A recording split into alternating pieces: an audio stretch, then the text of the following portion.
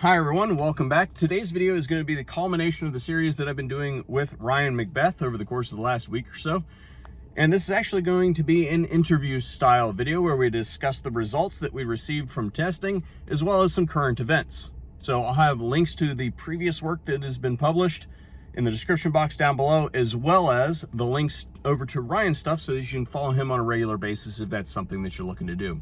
Without further ado, let's hop into the interview. All right, Ryan, so you drove all the way out here to do some testing today, and boy, did we do some testing today. Shortly after 8:45, and it is just now 7:30 on the dot, all right? So we've been out here all day. The Irish built the railroads. I can handle a little bit of this. Yeah, we had a fairly intensive day today. But I thought what I wanted to do before you came, I wanted to do an interview. Yeah. But I thought what we would do is kind of roll a short interview into our debrief of what we experienced today and kind of what we're taking away from the testing that we did today. Yeah. Obviously, anybody who wants to see that video, I'll have it linked in the description box down below where you can go find it, as well as links over to Ryan McBeth's channel. But before we get going, I got a couple questions. Okay. Who is Ryan McBeth? Well, I'm a software engineer.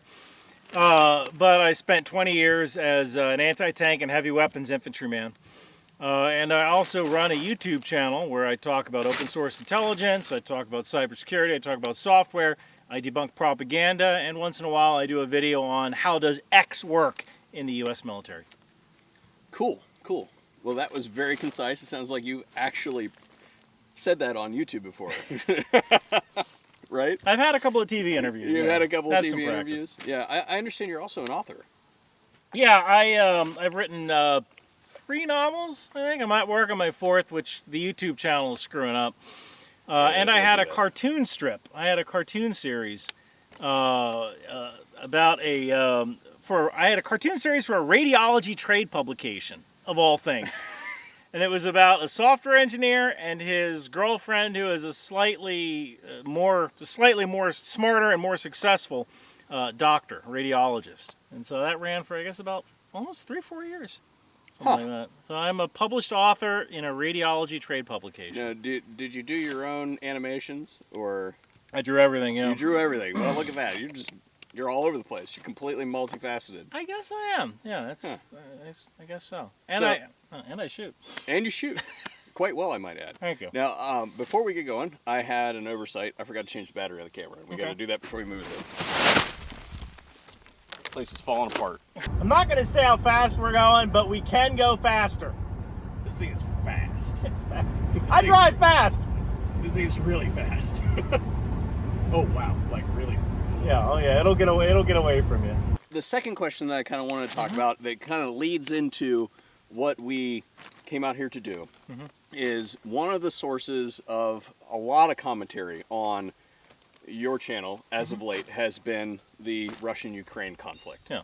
And I think that there's like a major misconception as to what all that means and what you're trying to do with it. Yeah. And I just wanted to ask the rather open-ended question: what is your absolute take on the Russian-Ukraine conflict?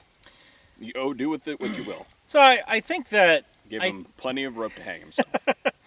So I think that every country should be able to choose its own destiny.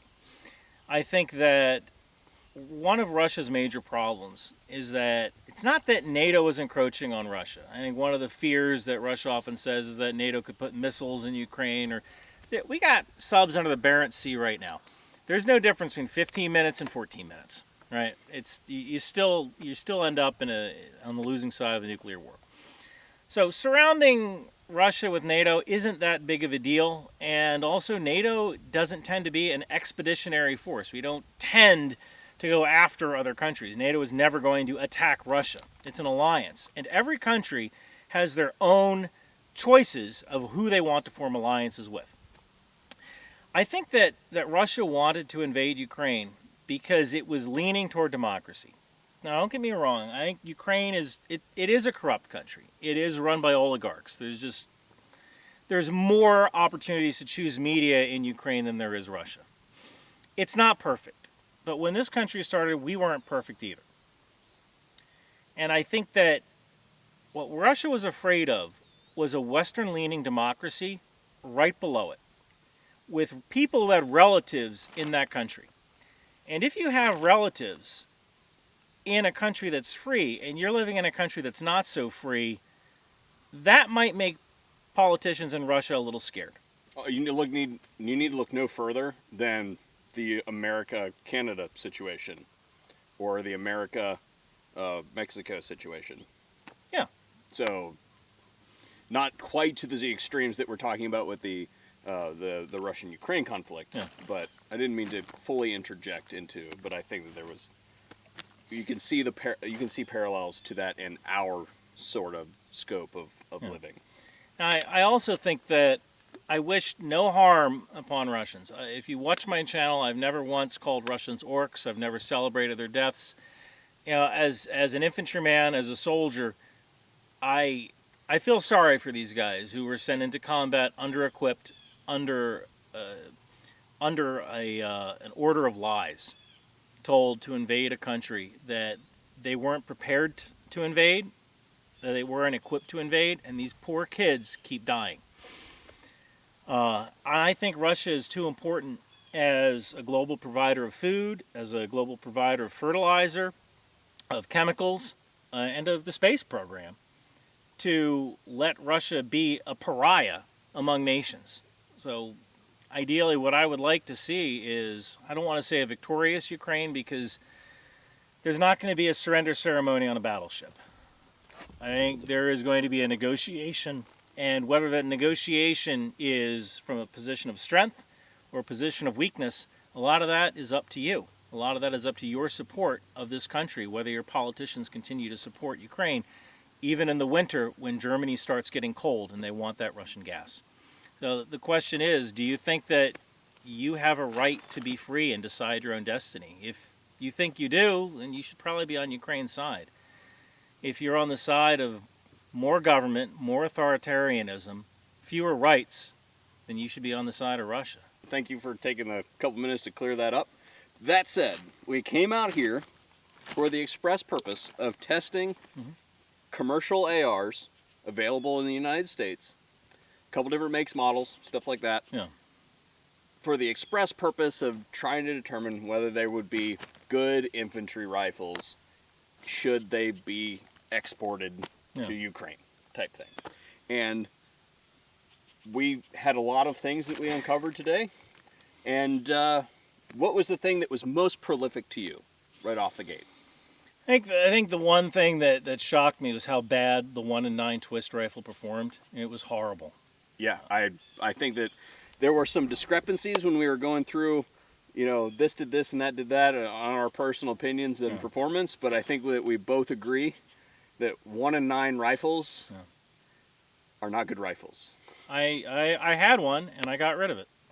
And I would say that if a manufacturer is doing a 1-in-9 rifle, that is the rifle that you purchase if you're like, I wanted to have an AR. I don't really plan on shooting it a whole lot or doing a whole lot with it. The 1-in-9 rifles, I think there's a reason that the industry at large has kind of moved away from 1-in-9 rifles into other twist rates, because I just think that there's a vast difference in performance between the two. I absolutely agree. And the 1-in-8 was a little bit better. I mean, I'm still going with the 1-in-7 twist, 68 grain. 62. 62 grain, I'm sorry. Because that's what the Army taught me. And so when I look at these targets, my main concern is it inside the bowling pin? I don't want it up here. I want it inside the bowling pin. I want it inside the chest. And I think a lot of that is just being brainwashed by the Army. And this was the first time I've ever shot with scopes like this. I've shot with red dots, I've shot with ACOGs, and I'm used to putting the red dot on the target and seeing the target go down. It's that operant conditioning, that Pavlovian target goes down, those reactive targets. I've never once shot at a paper target out to 300 yards, 300 meters. So I have no idea what that bullet is doing, where it's landing. I just know that the target goes down. And so today, for me, this was really eye-opening. The Army probably should spend some time showing soldiers what those bullets are doing. Was there anything in particular that you uncovered today that you didn't know before you walked in that was like, there's one item that you didn't know that you now know as a solid fact? I now know why the 250 was so hard to hit, you know, when you're on the qual range, because I guess that's right when the bullet's doing something weird. It's not really at its apex, it's just starting to come down, you know. It does kind of a skip at the top of it kind of comes up and then it's cruising. So it at kind of altitude. It makes me wonder if that trope, maybe it is a trope, that, you know, you zero at 25. So I was always taught you zero at 25, the bullet's in line with the muzzle at 25, and then it drops back down and down again. It's in line with the muzzle at 250. I don't think that's correct. It's not correct. It's not correct at all. That's what we were always taught. That's what I was an infantry instructor. I used to tell people that. There's 3 years worth of kids that I told that information to that are now spreading it around the Army like a virus. So here's the thing that I would say. If you're talking about an approximation of that information, and you're trying to give a 3-minute, really quick and dirty on the way the trajectory of a 5.56 round out of an M4 works, I don't think that that's a bad approximation. If you're trying to talk to somebody like, this is how it works, you got to know this information, wham, wham, wham, wham. Yeah. Versus, like, if you really get into the numbers, that's not really what's going on. Yeah, and those bullets are all over the place at 300 meters. They're all over the place. Yeah, at 300 meters, they're on their way, what I would classify as on their way back down, using a 25-meter zero. They have not reached point blank yet, but they will very, very soon. And that's one of the things that I would add. You set this thing up for a 25-meter zero. I use 50 because I think it's a more applicable zero to the type of shooting that I do. The bullet, when it comes out of the air from a 25-meter zero and it's heading down towards point blank for like your 25, 3, 25, 0, whatever, that bullet is falling out of the air. Yeah. It's got a lot of vertical velocity relative to its horizontal velocity. And I think that some of the other zeros that are out there are better at that. I could see the utility, but I've never been in combat, so I can't call the rationale for why they would do that. Maybe you know. You know what? I don't. And honestly, after today, it's a miracle that we even hit anything. But I mean, the truth of the matter is, if you're in an infantry squad, you got 10 guys, and you got 10 guys shooting. They're gonna hit something. And I was always heavy weapons, so if I was ever outside of the vehicle shooting my rifle, it meant that 4 of my vehicles were on fire and all of my machine guns were down. I didn't get out of my vehicle for anything. I think I once spent 21 days inside my vehicle. Going to the bathroom in there, I ain't getting out. You can get out. Okay. So besides breaking like half of my pens, okay, and falling down a whole bunch of times, which I didn't catch any of them on camera, not a single fall. There was a reason I was in a vehicle-based unit. Yeah. I want to say it got to the point where I would film him getting into the truck because I thought I was going to get an opportunity to catch him falling on camera, but it never actually happened. We shot a lot today, and I was going to say that you shot pretty darn good, man, especially not shooting with any kind of magnified optic like that before. How did you find it as far as, picking it up? You haven't fired a rifle in 10 years? Yeah, probably about 10 years. I live in the city, and I live right outside of Washington, D.C., in a place called Silver Spring, Maryland.